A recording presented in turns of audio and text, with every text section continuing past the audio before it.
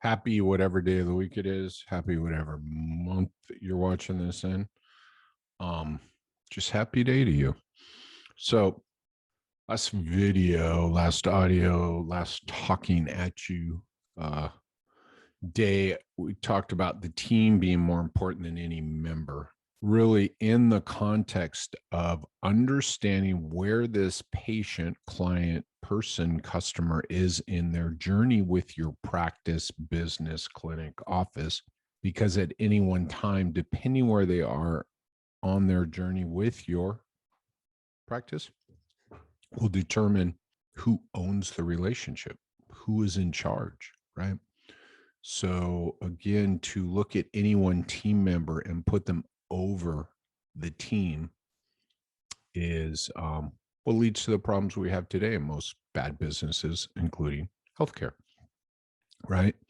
And back to why it can't just be about the provider and why the focus can't always be on the provider and why everything on the face of the earth can't be about the 30 minutes, 15 minutes, 30 minutes, 45 minutes, 60 minutes spent with the provider when there's a full team involved, when it takes a team to win, right? And looking at some great research this morning about pain management, musculoskeletal management, and all the progress made. And I read it, and it's just about the provider work. It's interesting. We all love our research. And the best research is probably the qualitative research on the sociology side, on the team approaches side, right? All that stuff. So I challenge you guys to read more about that and look at it because that's where I got my start, right? Reading expectations research by Bishop, Belaski, and Clelander.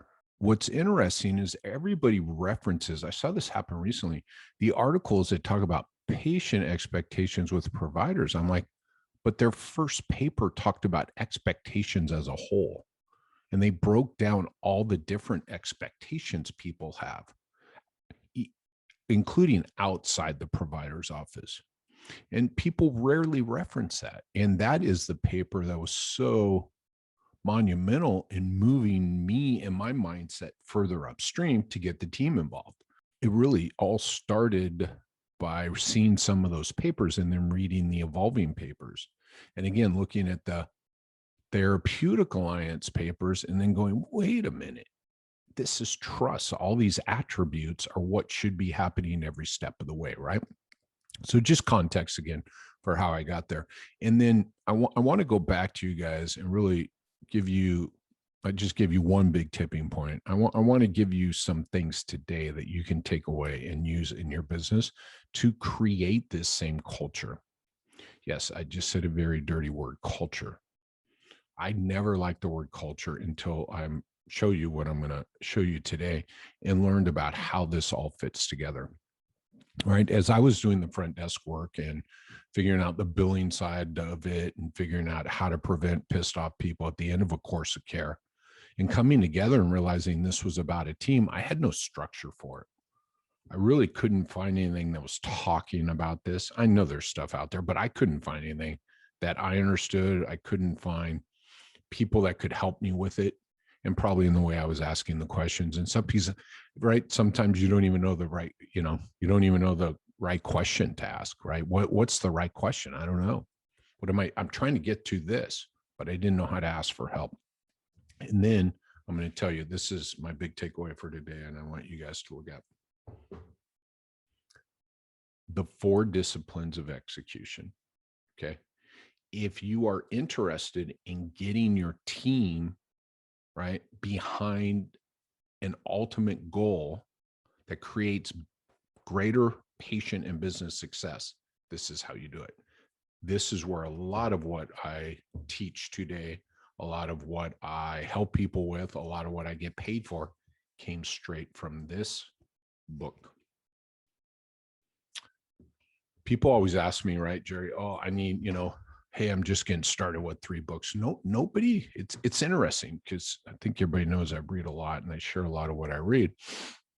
So people never say, what are the 3 most important books you've read over the last 5 years? Everybody always says, where do I start? And then randomly people just go, what are you reading now? And I answer it. But nobody says what were the most 3 influential books after you got into this process that tipped you over the edge. That is one of them. The 4 Disciplines of Execution by Chris McChesney, Sean Covey, and Jim Holling. That right there is what really brought it all together. And I mean, I think I read like 2 pages of it when I think I found it. And it was the one because I knew we needed to drive towards patient success, but I didn't really know how to get team members, non-clinical people, because that was my world, right? Behind that. That book quickly, that is not a healthcare book. It is not how to manage a healthcare practice. That is how to create a successful business. And you guys know that's where I come from all the time. Outside of healthcare, bringing all this great content in that works worldwide in companies worldwide, yet everybody wants to believe it won't work in healthcare. And I'm like, yeah, it does. So 4 Disciplines of Execution. If you're really committed to creating a culture around the team, because when you get your team pulled together, when you make the focus this big goal, complete a plan of care in my world, the only thing left is to create a culture around achieving that goal. That's what that book's about, right? And before I read that book, I hated the word culture because I couldn't define it. I couldn't touch it. And it was always so subjective. And it was always 5 words on the wall. And I'm like, but where does it come to life, right? How do we execute, right, on the culture? The 4 Disciplines to Execution. And I love that word execution because you guys hear me talk about, and maybe see in the Facebook group and things I share again about people sharing where I shared something and they went and did it and were successful. And I'm like, implementation for the win, doing, action. That's what execution is, right? And that's what's missing 99% of the time. This gives you the structure for action, for doing, for execution. And what I love about this is this acknowledges that in every great business, there is a team to pull together to work towards a common goal. This is the structure for how to do that. So much of the work, again, I'm not going to cut myself too short because I was doing a lot of this. I just didn't have the structure, didn't know the questions to ask, and then got a hold of this. It's been a game changer in this second half of my journey.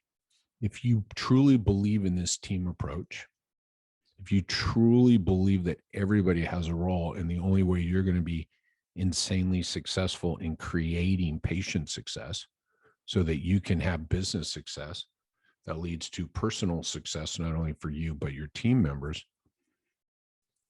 then you're going to have to get in this mindset of creating a culture that people can look at, can touch and feel around that you can call your culture so that you can truly execute or implement, execute, and take action on and see the results of. It's that book. This book is so freaking marked up. I love paging through it, right? I mean, I got sticky notes inside and I got 3 different highlighter colors. I got my notes in there. I mean, everything.